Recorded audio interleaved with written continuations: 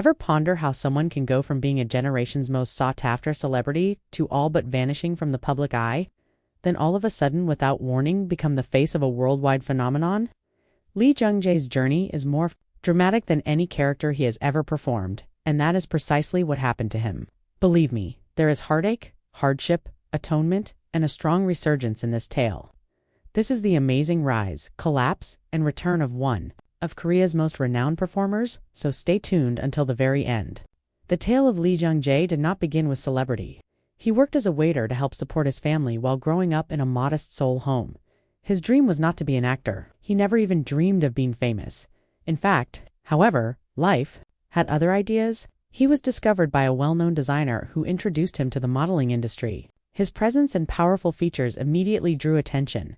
Acting auditions soon followed.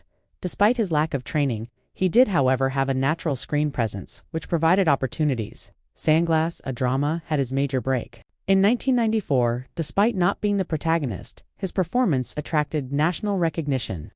All of a sudden, he appeared in movies, TV shows, and magazine covers. He rose to prominence in the 1990s as the ultimate heartthrob. However, there was a cost to the fame. He was frequently given parts that emphasized his appearance alone. He was not taken seriously by the directors. He was not viewed as a serious actor, but more as a handsome face. He took on more parts. In an attempt to establish himself, while some displayed his brilliance, others did not do well at the box office. The film Typhoon, which failed miserably in spite of huge expectations, was his biggest letdown.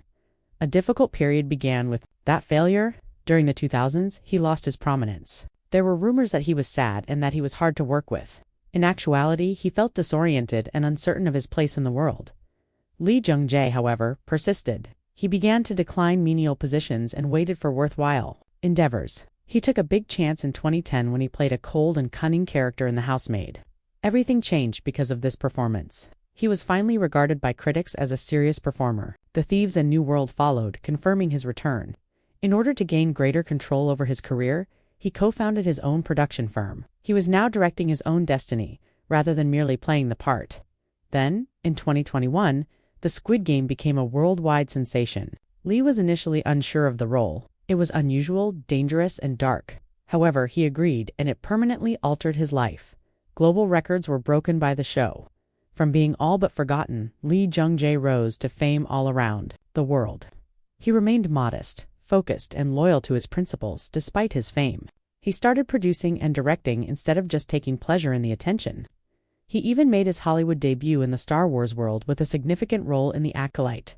His journey from serving as a waiter in Seoul to running one of the largest franchises globally is evidence that self-respect, perseverance, and tenacity can make all the difference. What are your thoughts on the story of Lee Jung Jae? Have you ever had to start over the way he did? Leave a comment below.